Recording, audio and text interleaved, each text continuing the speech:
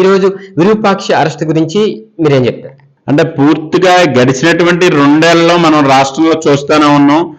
ఏదైతే red book రాజ్యాంగాన్ని అమలుపరుస్తున్నటువంటి తీరు చూసినా కేవలం రాజకీయంగానే పోతున్నారనేటువంటి ఉద్దేశంలో ఉన్నటువంటి ప్రజలకి ఈ రోజులు ఈ రాష్ట్రంలో ఉన్నటువంటి వ్యవస్థలను ఏ విధంగా దుర్వినియోగం చేస్తున్నారో, ఒక ప్రజలకి రక్షణగా ఉండవలసినటువంటి పోలీసు వ్యవస్థని ఏ విధంగా దిగజార్చేటువంటి ప్రక్రియ జరుగుతుంది అనేటువంటిది ఉదాంతంతో అర్థమవుతుంది. ఎందుకనంటే ఒక రౌడీల మాదిరిగా, బందిపోట్ల మాదిరిగా తలుపులు బద్దలు కొట్టి ఒక ఎమ్మెల్యేని అరెస్ట్ చేయడానికి తలుపులు బద్దలు కొట్టేటువంటి చర్యకు పోలీసులు దిగజారడం అనేటువంటిది నిజంగా సిగ్గుచేటు. మరి అదే విధంగా అక్కడ ఉన్నటువంటి సీసీటీవీ ఫుటేజ్, అంటే ఏదన్నా ఒక ఇష్యూ జరిగినప్పుడు తప్పనిసరిగా ఈ రోజు ఉన్నటువంటి పరిస్థితుల్లో సీసీటీవీ ఫుటేజ్ అనేటువంటిది ఆధారం.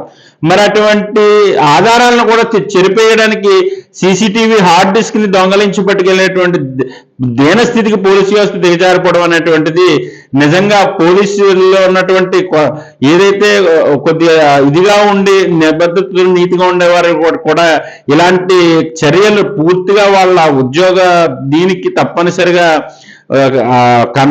ఆటంకం అంటారు కదా, ఆ విధంగా కళంకం అనేటువంటి స్థాయికి దిగజార్చేశారు ఈ పోలీసు వ్యవస్థను కూడా. ప్రజలందరూ చూస్తూనే ఉన్నారు. రోజు రోజుకి పెచ్చుమీరిపోయి వ్యవస్థలను నాశనం చేస్తూ ఈ రాష్ట్రంలో ప్రభుత్వాన్ని సాగిస్తున్నటువంటి చంద్రబాబు నాయుడికి రాబోయేటువంటి ఎన్నికల్లో స్థానిక సంస్థల్లో తప్పనిసరిగా బుద్ధి చెప్పేటువంటి పరిస్థితి ఉంటుందని ఈ విధంగా తెలియజేసుకుంటాం. తప్పనిసరిగా రాష్ట్రంలో ఉన్నటువంటి రైతాంగానికైతేనేమి, మహిళలకైతేనేమి, విద్యార్థి యువత ఎవరికైనా కానీ ఆపద వచ్చినా, ఒక కష్టం వచ్చినా, సమస్య అంటే తీర్చగలిగిన వాడు వైఎస్ జగన్మోహన్ రెడ్డి గారే అనేటువంటి పరిస్థితి అందరికీ తెలిసిన విషయమే.